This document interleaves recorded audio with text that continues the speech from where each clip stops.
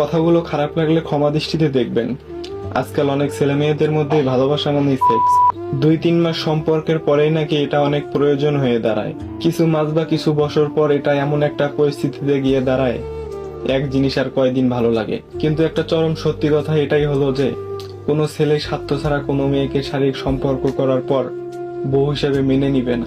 আমি একজন ছেলে হয়েও আজকে সত্যিটা বলে দিলাম।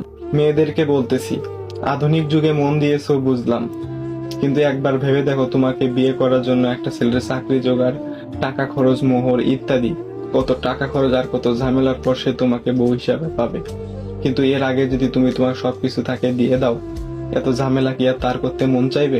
যদি বিয়ে না করে দুটা মিষ্টি কথাতেই সব হয়ে যায়, তাহলে তো পাগলেও বিয়ে করবে না তোমাকে। শোনো গো বোন, নিজেকে সস্তা করো না।